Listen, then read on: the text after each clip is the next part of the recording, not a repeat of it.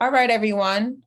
Thank you for joining us tonight. My name is Kiba, and I'm the Peer Support Coordinator here at TESU for Peer Support Services.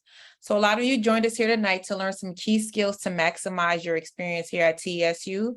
This is just one of the many webinars that we try to have about monthly just to get you guys into the TESU Peer Support Services and just kind of see what we are here to support you guys. Just another additive to help you here with your experience at TESU.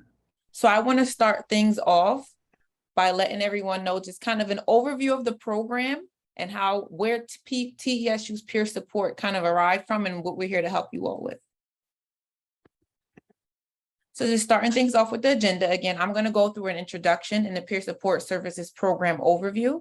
And then Tanya's going to talk to you about our topic of the night, which is supercharging your study skills. So the peer support program overview, peer support service is a brand new program and it was launched by the university in November of 2021. So this program is a great opportunity for students to connect with peer tutors and peer coaches who are current and or former TESU students. So I'm a former student, Tanya is right now a current student. Our peer support services has a support team which consists of our math tutor, Caitlin, who's on, our English and writing tutor, Emily, a support coordinator, and 3 peer coaches who are available to assist students as they navigate through their TESU experience. And the peer support team is here to provide support, guidance, and strategies for overcoming any barriers that students may encounter along their college journey. So what I'm going to do now is just give you guys a quick overview of our peer support Moodle page. So this Moodle page, just actually pull this up and give you guys a quick overview.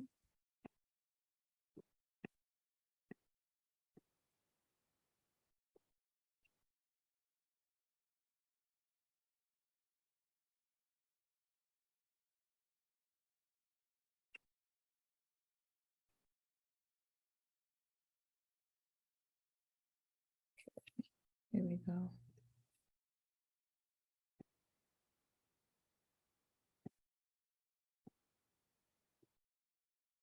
So the peer support Moodle page, which actually it'll look like one of the courses that you guys have to the side. You'll see it says peer support tutoring and coaching. When you come to the page, this is our welcome page. It looks just like one of your course pages from when you sign up for a class with TESU. You'll see there's our welcome. And in the welcome, you'll kind of get another overview of what the program is and what we're here to provide. So we provide free peer tutoring and peer coaching for students as they embark on their journey for TESU. It'll show you guys how to schedule an appointment with us. We have several ways to schedule an appointment. We do use a platform called Smart Thinking. So if you actually click on a schedule an appointment here, it'll launch you to the third-party site for Smart Thinking. And from there, you'll be able to schedule a drop-in session. Schedule a session. You can actually go into a drop-in session. You can ask offline questions. And our coaches and our tutors will try our best to get back to you within 24 to 48 hours. When you also click on our page, you'll be able to see that we do have drop-in hours. You can see the schedule for the tutors and the coaches, their drop-in hours. You can also see their pre-scheduled hours. Another tab that we do have on our peer support page is our community forum. On the community forum, this is where you can connect not only with our coaches and our tutors, you can also connect with your fellow students. So as you click into each tab, there's English and writing, there's math, and then there's a general discussion tab. There are questions already posted there. There may be answers to something that you're thinking about that you want to have an answer to. You can go on there and find it. If it's not, feel free. We encourage everyone to drop a question here. And again, our coaches and other students will interact with you and get back to you. Another way you can reach out to our coaches and our tutors are via our contact us. So a lot of you got the email to register for today's webinar from our peer support email. This is our shared mailbox. If you send an email here directly to a specific tutor or coach, they will get back to you within 24 hours. Towards the bottom of the page, we do have some facts and resources that you guys can check out. So here you'll actually find a student fact sheet that may have additional questions to any answers that you may have. We have a peer support services how-to. So this is just a document that actually walks you through how you can contact us via Smart Thinking, via if you want to set up via email, via Zoom, we have those options there. We do have our peer support services flyer, which is another, just an advertisement and an overview of our program. And then lastly, you can actually see the webinars that we've previously recorded. Those are also on our peer support Moodle page as well. Okay.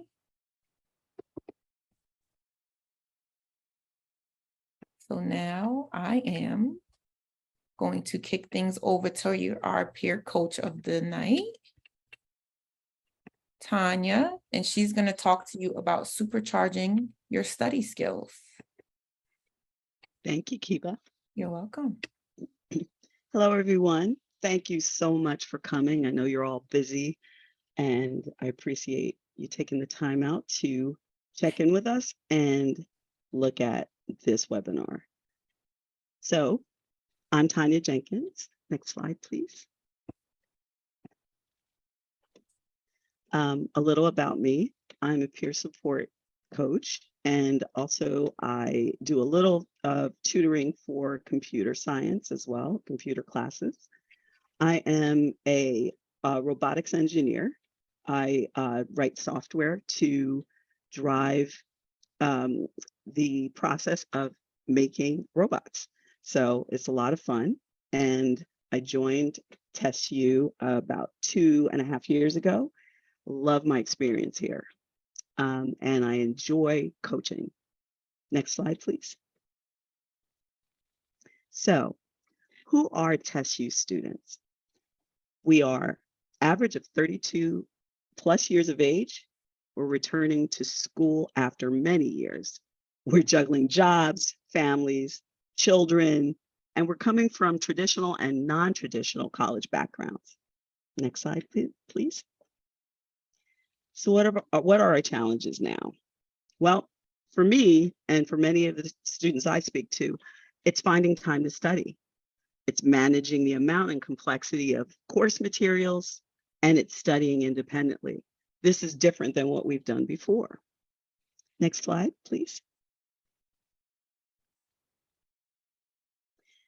So how did we learn before? Well, we learned by rote, which is memorization over and over again mechanically and habitually repeating the definition of something or doing our times tables or something like that. When we got a little older, we went to class, we took notes, we read the book, we memorized passages, we studied the definitions for our test. And right before the test, many of us would just have a study session. We'd go in, we'd take the test, and we'd hope for and probably get close to 100.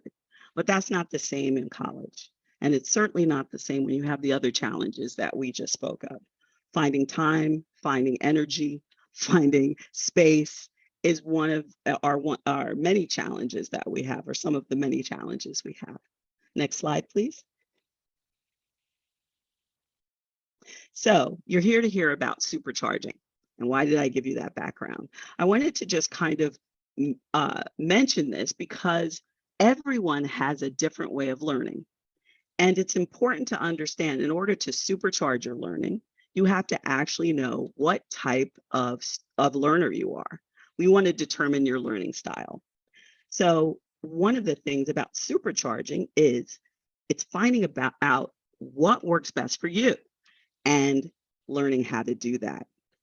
So again, we'll be determining your learning style.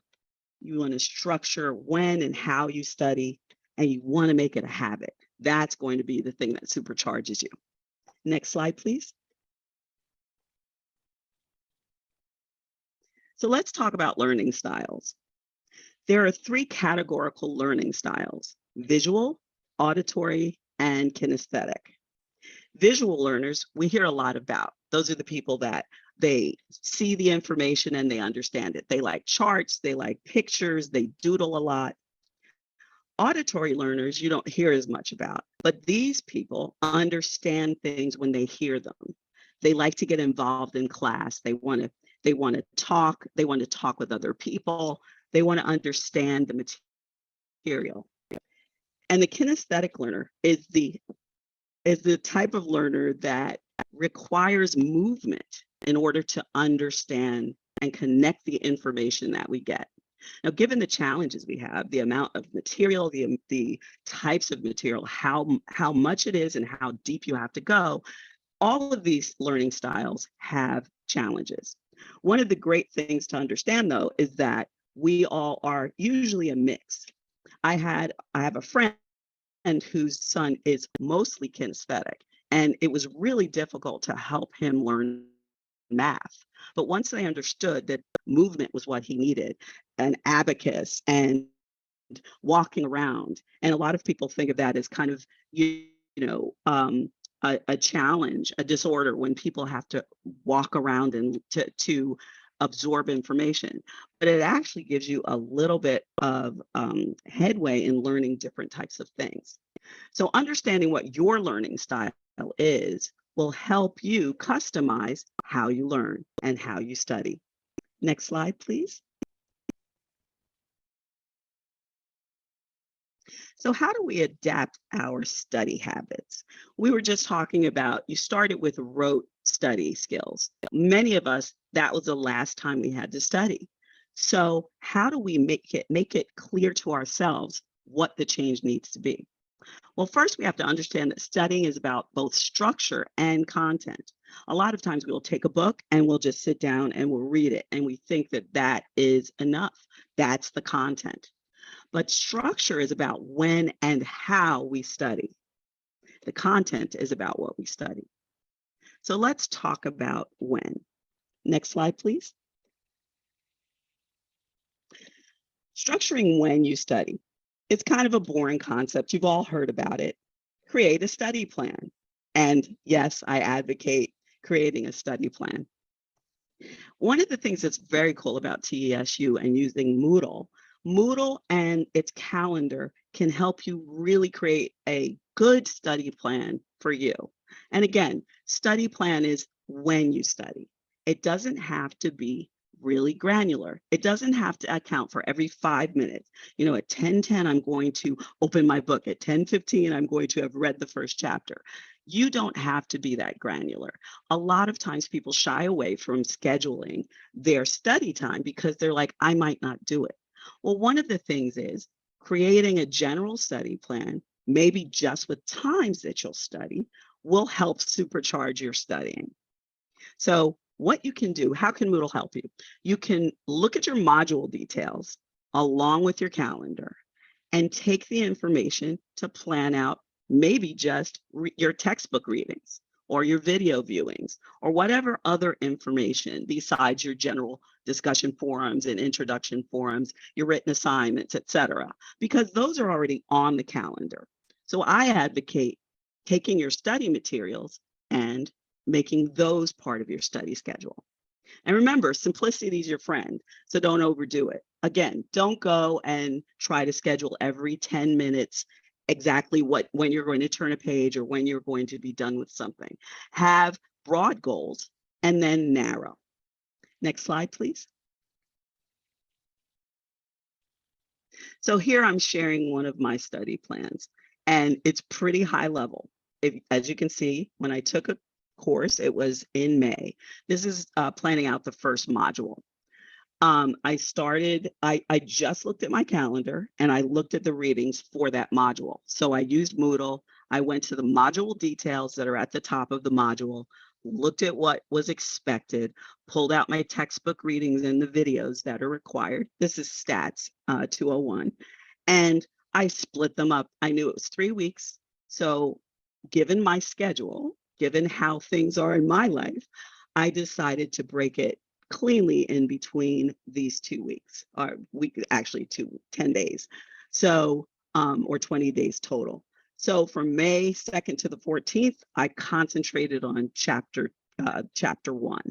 I looked at all of the things that I needed to do. I reviewed my slides, my readings. I read, I took notes, I outlined, which I'll talk about later. And then I watched my videos. I interleaved that with handing in my homework, my written assignments, posting to the forum. I don't require having those two in the same place. Some of you may. And if you do, there's a great way to export the calendar information. And this is just a Word document. I just pasted this into Word and I was done. So don't feel like you need some new type of application or gadget. You can do this on paper if you want. You can do it in Word like I do, but make sure you revisit it. That's an important thing. Revisit it. Make notes if you miss deadlines. Make notes to yourself and say, okay, this is something I need to correct. When my chapter 2, when I started it a little bit late, I had to adjust my expectations for myself. And that's okay, because you have to learn about yourself now in this new context. Next slide, please. So now we're going to talk about structuring how you study. This is the more fun part. You can study as you go. I call it that because it's important to understand that sometimes you won't have enough time to do things. If you have children and your child gets sick, and that happened to me. My son got sick and I was in the hospital with him. And so I was not thinking about studying. So that was one of the times where I had to adjust my expectations. I was able to do what I needed to do, but doing things like outlining the materials and writing down important things and quizzing myself became my lifeline, because I didn't have time to go back and review things. So let's talk about these. So the 3 study as you go tips that I have are outlining materials you read. I mentioned that I had these textbook readings. As I read the textbook, I make an outline to give myself a high-level overview. Again, I use pencil and paper, or pen and paper actually, but you can simply, if you have an electronic version of your like table of contents, you can just copy that onto Word and then just put notes in as you go. I like to write them down, though. I like to write down points because there is a muscle memory context to that. And it helps you remember, believe it or not, much better, because it ties the material to movement. This goes back to our kinesthetic learners, but we all, pretty much all of us, have some element of all 3.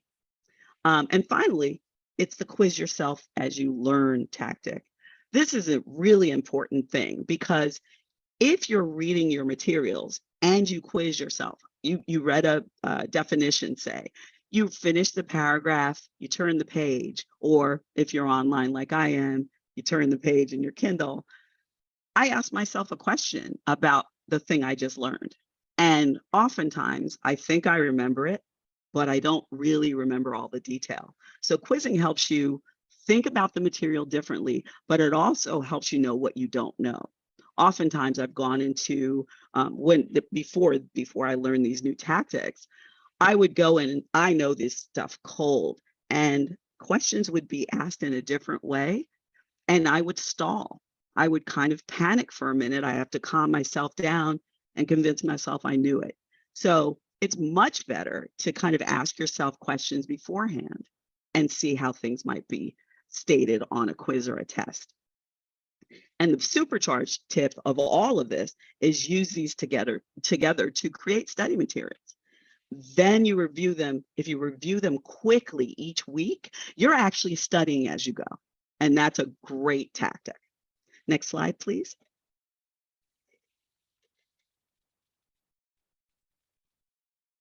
So I talked about outlining your reading material.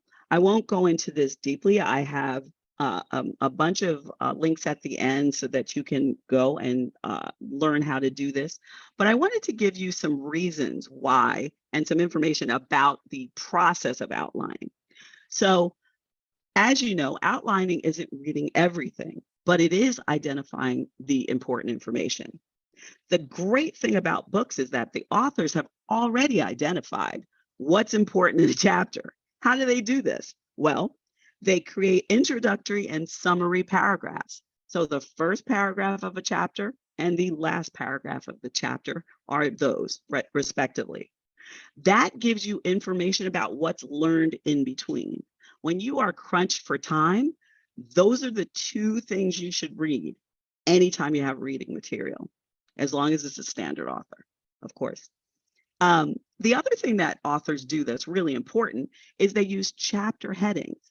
They use subheadings, they use special formatting to show you what other important information there is.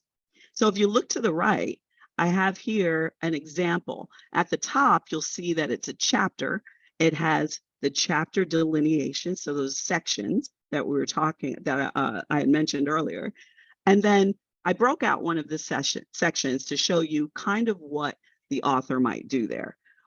You'll see bullet points. So you're going to learn about qualitative and quantitative data. And this is an important thing in that chapter because they're talking about sampling. They're talking about types of data. So I've circled and put a little square around that to just show you that's the information that the author is calling out for you. So given that, those are important cues as to what will be learned in a particular section of a chapter.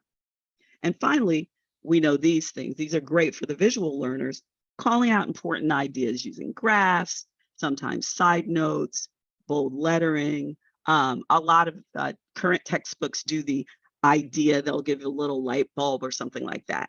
So you know those are important, that's important information.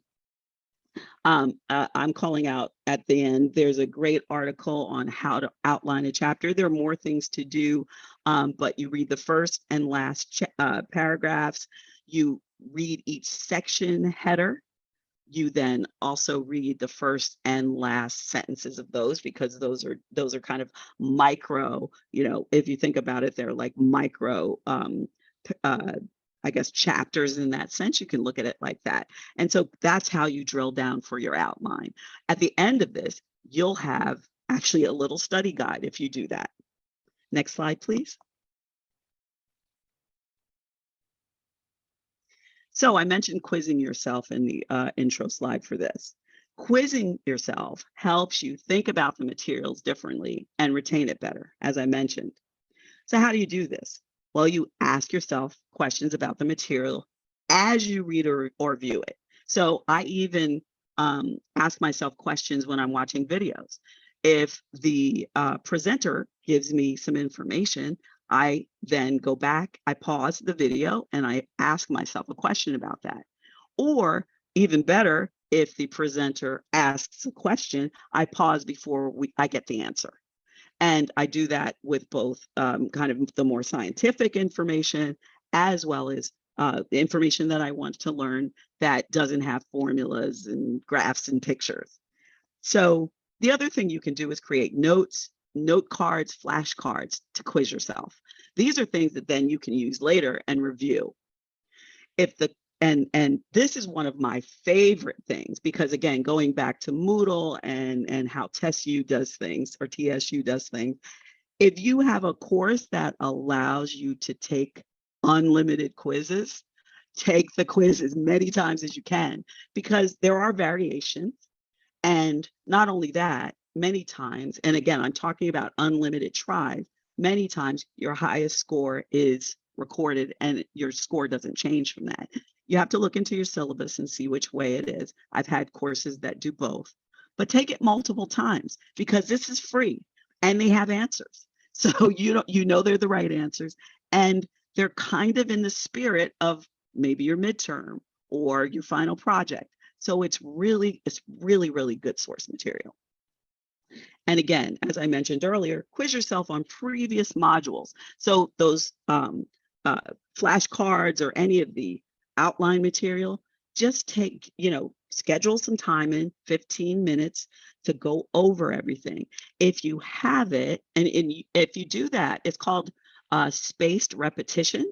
I talked about rote before. A lot of times if you do things in cram, they fly out of your mind because you didn't have time to store them.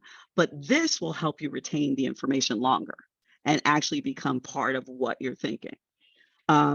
Just when you think about the subject, you understand the things that you've learned over time. So gives you a little experiential kind of things. Next slide, please. So let's try it.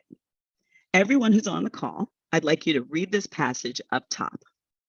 And then I want you can come off mute, or you can put good quiz questions in the chat if you like, but I'd rather folks come off mute. Let's do that.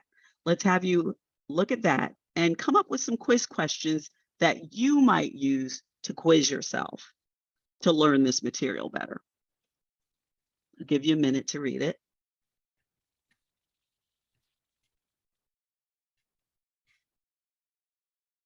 All right. Does anyone have any suggestions? You wanted to know questions? Yeah, what if you were going to quiz yourself after reading this and you say, I really want to memorize this. And Tanya said that this is a great way to remember this information is to quiz myself. Let me make up some good questions. What would you do? What would you ask? I would say what 5 things are needed for the sunlight, I think it said, for the plant. What 5 things are needed? Very good question. Excellent. Thank you. Okay, Others? I have one. Yeah, Yes. me. So I would say, besides sunlight and proper temperature, what other things plants need in order to grow? Awesome. Very good. That's wonderful. Do we have others? Yes, Yes, please. I would ask how many things are needed in order for plants to grow? Another great question. Yes, absolutely. Do we have any more? I All would right. ask, Yes, I would ask how much sunlight is needed to grow. sure. That's a great question. I have another one if no one else go. Please. What things allow plants to live? Excellent. That's great. I would see. say, Yes. what are the 2 types of environments where plants grow? Excellent. This is really good. Thank you. Do we have any others? Oh, Yes. sorry. Yep. Another question could be, there are plants need 5 things in order to grow. Sunlight, moisture, air. What are the other 2? Excellent. Yes. Great. So all of you have wonderfully shown different ways of thinking about this. And it's important to restate a question in different ways, because if we have one idea of what that question might be, we do not think about other ways that that might be presented. It gives us a challenge because we store it in one way. It doesn't mean you can't get it right.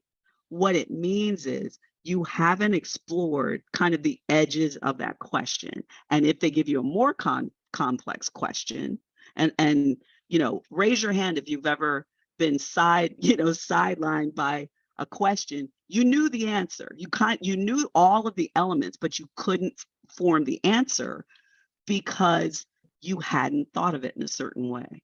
I will raise my hand. That has happened to me. and I felt like, why didn't I think of that? So thank you. Thank you for participating in that. Next slide, please. 2 people raised their hand. Did you guys have any more questions? I think they might have been raising. Before, If you're not raising your, yeah, just let us know. It's okay to talk. So you all did excellently. Here are some additional ones that you might want to think about. I like the idea of thinking of the negative space because that has gotten me. As an aside for a quick just kind of thing, we were doing a scavenger hunt puzzle for work, and it was just, fun. And they gave us like 6 pieces and they were like, make an isosceles triangle. And there were 5 engineers, and none of us were structural engineers, I will say, but we were there and we were trying and we could not get it. The answer was the negative space. You took all the pieces and put them around and the triangle was in the middle. But it was so funny watching everybody struggle. Not that engineers should always get that but that should have been something we should have looked at because we knew the type of triangle, et cetera. So, that's just something to think about. Think about the negative space. So which of the following is not needed for plant growth? The second one is a different way to look at the information you've learned. So you see a potted plant that is yellow and drooping. Which essential is likely missing? Now, the key about this one is that now you have to know what each of these contributes to plant growth and plant health. Before, it's just a list of things. Now it's, oh, you really connect it to the plant. You really connect it to the subject matter. So varying the questions makes you reassess what you know. And that's what's important about supercharging. It's understanding that you can learn more even from a small passage with a list of items. You can think about it differently. It helps you store it in your brain. And you also then start asking other questions and learning more information. And I don't know about all of you. I bet you I do know all about all of you. You want to go in with as much information for the test or exam or even your homework. You want to know as much as you need to know and probably more so that you do well. And this is the kind of thing that will help you achieve that. Next slide, please. So in summary, supercharging is about doing what works best for you. So what did we learn? We learned about customizing studying to your learning style. We learned how to create a simple study plan. And we learned about techniques such as outlining, key points, quizzing yourself to make your study time more effective. Now, I know we didn't go really in depth to all of these, so I hope you'll ask questions and I can give you information about where else to go and kind of help you with your understand your learning style, et cetera. Next slide, please. So here's some resources, and I'll update. I think there's one more I want to add to this, but there's the learning style quiz and outlining a chapter. I mentioned that. I also have written a PDF that's tips for effective exam preparation. So if you'd like to get that, feel free to email us at peersupport@tesu.edu, and we will absolutely send that out to you. I hope this has been helpful. I am happy to answer questions. I'm looking forward to meeting you all. Thank you for your time. All right, does anyone have any questions? They may want to hop on the camera, hop off of mute and ask Tanya before. I see something in the chat. She's got a nice thank you. Oh, thank you. Thank you all. This is great. And your suggestions about the questions were excellent. That is exactly how you should be thinking. What's different? What can I do? Okay. And I see hands. Feel free to come off. Hands. Yeah, hop off of mute, guys. We can. Yeah, I'm happy to answer. Hello. Hi. Sorry, I have my grand here, so I have to run in the other room when No I worries. come off mute. But I wanted to see, not so much something from Tanya, but the first one that talked, when you had told us where to go for the tutoring, you had like the first page that you were talking about, because I've been screenshotting the pages. I got the one after I thought about screenshotting it, but I did not get that first slide that you had up saying where to go to put into get an appointment for tutoring. Okay, so you want me to go into our Moodle page. Okay, hold on. This page? Yes. Let me see. I wanted to know where you initially go to get the information to go in to put in for, and I'm gonna load my hand. When you get access to your courses, you'll see peer support is going to be one of the courses on your left. So I don't believe you have access to your courses yet, but when you you do? I probably will on Friday. I start on Monday. Usually they say that Friday before that Monday. Yes. Okay. So Friday, when you log on to see your courses, just right to the side, you see how it has like my courses right here towards the bottom. You'll see Mhm. peer support as one of the courses. And once you click on that, it'll launch you to this page. Okay. From here, if you're having any issues like scheduling an appointment with the Smart Thinking third-party app we use, we do utilize Zoom as well as Teams. And we can also have one of our coaches walk you through. Just send us an email and say, you know, this is my first day, second day, whichever, you know, whatever you want. I would like a walkthrough. And one of our coaches will get back to you and they'll help you out. Okay. Thank you. No problem.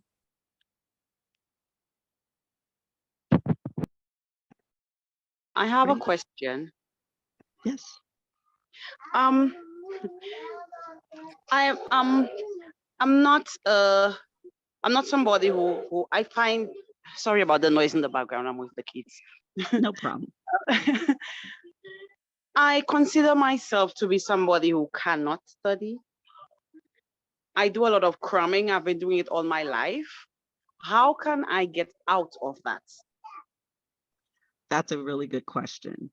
What is it why are you cramming? Why do you think you cram? I think a lot of the times it's because I don't really have time, and that's like the quickest way to get something in my head. Sure. And that's understandable. That's part of why I mentioned the types of obligations we have. One of the things I do is that, well, the schedule that I told you to, an easy way to do, I call it, instead of a schedule, I call it a plan, a study plan. A study plan is a visual reminder that you have something to do. That you have to find what motivates you. I think the short answer is what motivates you is what's going to help you find the time. Let's say you're doing everything you can to find the time. Then you need to slice your studying into smaller bits. Part of the reason why I said do the outlining and things like that is because over time that drills things into you a little bit better.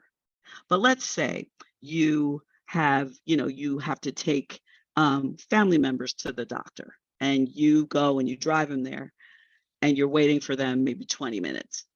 Take something with you that is school related and jam it in there. I am not an advocate of taking away free time, all your free time, in order to study, because that gets to you at some point.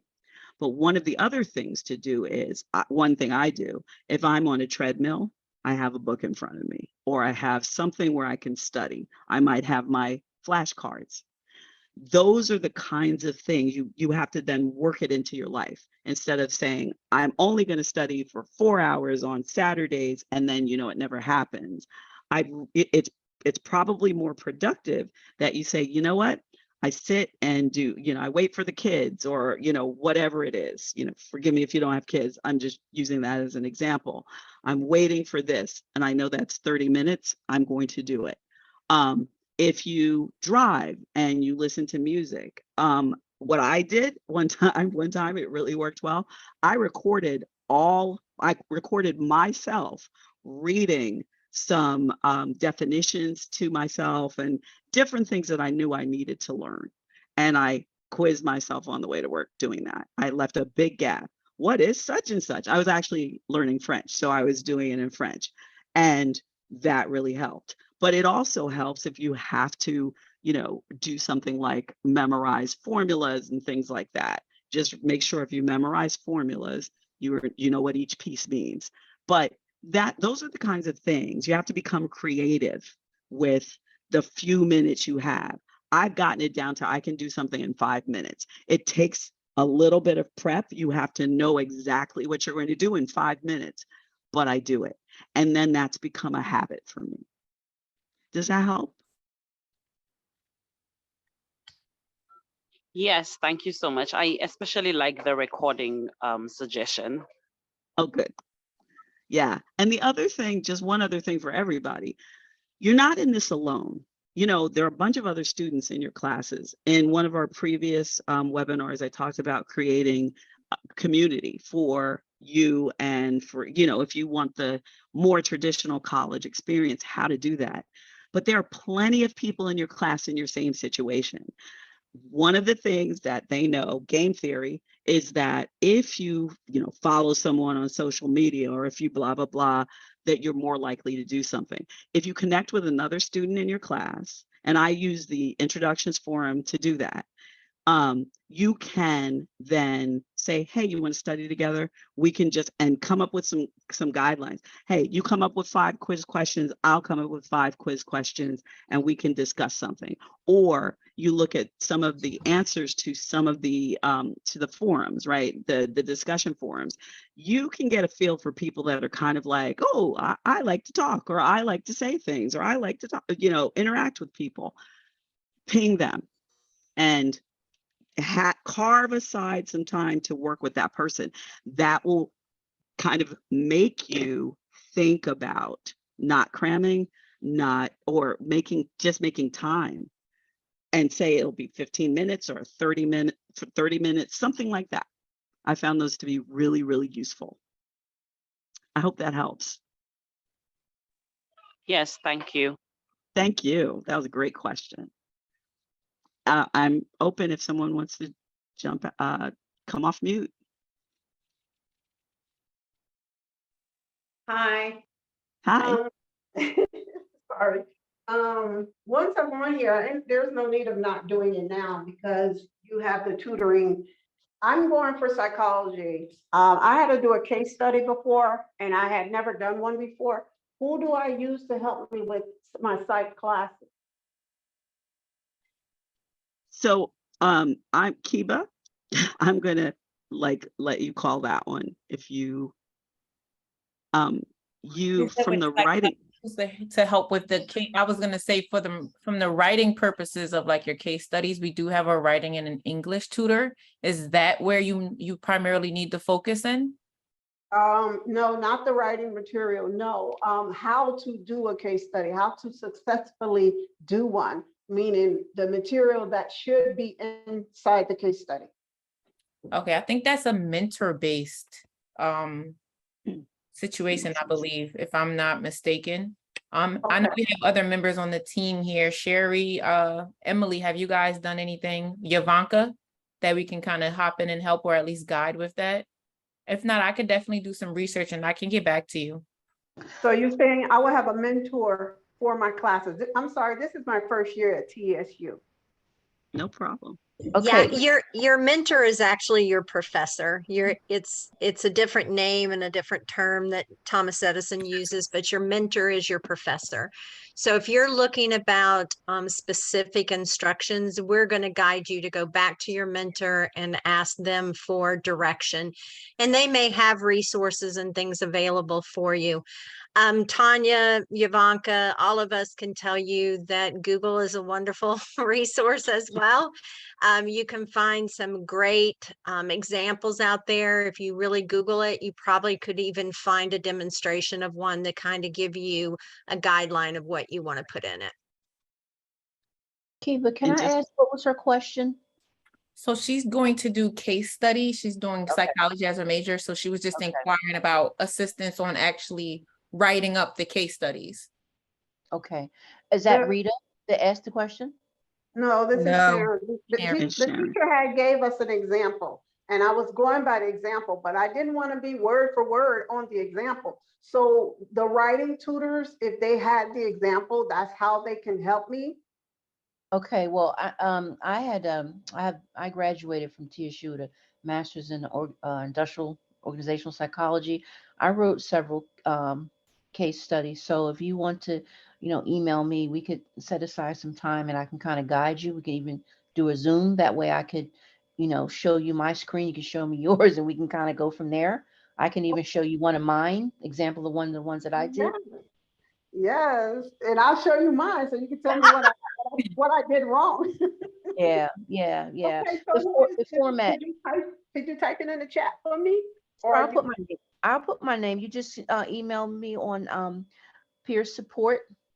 Okay. I'll put my name down here though, and you can just send your email to me. I'll get it. Thank you. No problem. Awesome.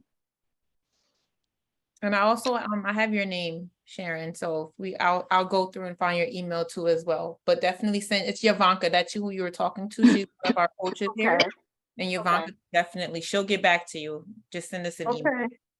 Thank you. No problem. That's awesome. Rita, you've had your hand up for a while. Thank you for your patience.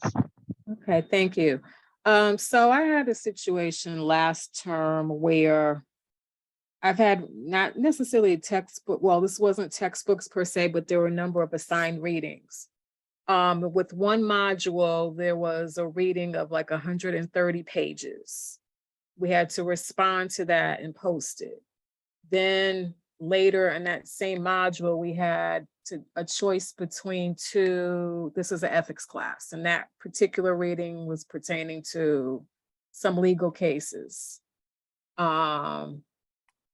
A 200 level class. And then later in that module, we had to choose between making I don't know if I want to say an argument, but support, just kind of state our position on a particular thing. Like I said, this is stating it. And another one of the readings was another 100 plus pages, or there were 3 articles that were 60 something pages. Was I doing something wrong by trying to read all of that, even for the first one, the whole 120 something pages? Or, I mean, it wasn't outlined like a chapter in a book. I mean, you did maybe have but what was it was overwhelming to try to do that all within one module. And so was I doing something wrong by trying to read the whole article word for word? Or is there a different approach to that, of reading what I would consider a large amount of material in a short amount of time, relatively short amount of time? I will tell you my experience, and I know the other coaches and tutors have their experiences as well. I had a similar case but mine was delineated pretty well, like I had mentioned in the slides. And there were, I think it was like 300 pages in a module. And then for the midterm, it was like 600 pages or something crazy. Like it was something crazy dense like that. Mm-hmm. That was one of the things where I ended up doing the outlining, and I contacted my mentor and I said, this is a lot. and are we supposed to do that? What he came back with was like, generally, this is the assignment. But kind of, this is one of those classes that had quizzes, and he mentioned, he's not saying that the content or anything was specifically there, but he said, utilize your study guide, because your study guide kind of narrows things down, et cetera, and just kind of pointed me at different things that would help me narrow the scope. And what I did, I ended up doing a lot of skimming and a lot of the outlining. Now, given what you said, you didn't have that option. But I think the mentor communication is important there. If you see something like that, I think asking the mentor for some advice in that same sense, that this is a lot of material, are we expected to do that? And, with the understanding that the mentor may come back and say yes, there is, but again, using kind of the study guide approach and all of that, and talking to the mentor was the only way I found to kind of narrow it down. Other than like, I Googled speed reading tips, and that was, and useful to an extent, but it was still, honestly, it was still pretty frustrating not being able to, because it was bothering me that I couldn't read everything. So I will ask my other peers to jump in. Did she say this was an upper level class? I'm sorry. Yes, a 200 level. Are you working on your baccalaureate or your graduate? Baccalaureate, yes. Okay, so what I would suggest is align the readings. A lot of times the professors put like 6, 7 different articles in the modules to read. Some of them are just fillers and some of them are really relevant. So the first thing I would suggest, if that is the case, to select the articles just by reading the abstract part of it or just skimming through, like Tanya said, preliminarily, and see what articles or reading material is relevant to your thesis statement, to the topic, to the assignment, to the questions that are being asked of you. That's how I would dress. I wouldn't overwhelm myself with the other fillers. Leisure time, we don't really get much of that when we're in school, right? But then I would go back and read them. I'm experiencing a similar situation where I feel like, so these people on crack or what? Like we have like 200 or 300 pages to read for one discussion post, right? So what has been successful for me, right? Seriously, the last when I got my master's, now I'm on my doctor. I would just, as I said, I would read. This is what I tell my students. I tell them to read things twice. The first time when we read, I think we naturally skim and we see, we identify things that connect, right? The second time we read something, we're digging deep into what is this about. It's just like a movie. You ever watch a movie and then you watch it again, like, oh my God, I missed that the first time. You watch it again, you see something else. It's kind of the same theory. So always read your discussion post assignments twice, then go back again and see what relevant information you need from what reading assignments. So you don't get overwhelmed with all this additional baggage. Does that make any sense? Yes, yes. And then Yeah. highlight. I'm a highlighter. Like I purchase my books or print stuff out. I will have highlight all over the place. You think I'm dyslexic because I need to highlight those things because I'll forget. If you don't want to highlight, have a notepad where you are writing down nuggets of wisdom or nuggets of information that you see. Right. So, because I'm infamous for forgetting where I saw it at. So I'll highlight it, underline it, and then those things will tie back to the assignment, which again will reduce your frustration, anxiety about having to read 200 or 300 pages. Mm, So okay. that has That's been a great very advice. successful tool for me. I've honed that skill over the last 3 or 4 years now, and it's been working. Because, like I said, I just printed out my homework, and I'm telling you, I think I printed out 200 pages, right? Just to answer 2 discussion posts. I said, listen, I'm not going to get frustrated with this. I'm going to make sure I clearly understand my assignment and what the instructor is asking, and then I'm going to elicit the reading material that correlates with that. That's great Thank advice. you. You're welcome. And Ivanka, that is the highlighting thing is kinesthetic. Yeah, it is. Well, Because it's most like, learners don't, excuse me, can't talk. Most learners do not realize most of us have more than one learning style. And absolutely. depending on our physiological levels and where we are mentally, one learning style will outrank the other. So we need to Exactly. know where we are mentally, our mindfulness, and we need to be intentional when we are learning, like you said, set aside time, have a learning space. So as you guys will always, well, my peers hear me say that being in school is another job. So, It is. Mm-hmm. It right. is. So And we have, it's, yeah, oh, no, please go ahead. I'm sorry. yeah, and we have to be intentional about the time that we have, Tanya. Just like you said, we work, we have families, right? And you say you still 5 minutes here or there. So we got to make that the little time that we carve out to study really count and maximize it by utilizing these tools, these nuggets, these tools that we're adding in our toolbox, so that we can be successful that you guys are getting from the webinars. So that's important. Absolutely. Absolutely. Well struck. I couldn't have said it better myself. Mhm.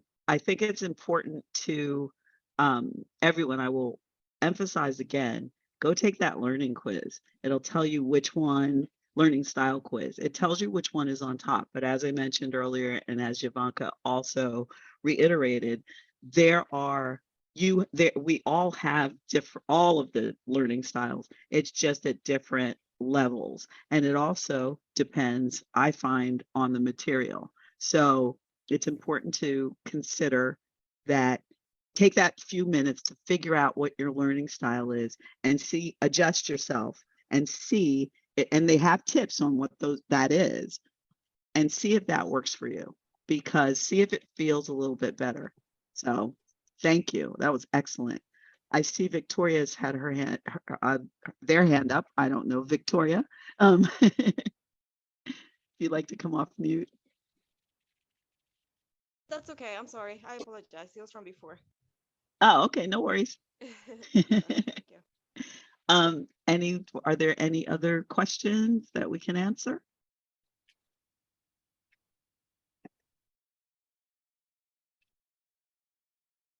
I don't see anything else, Tanya. So again, thank you everyone for joining us tonight. We will be having another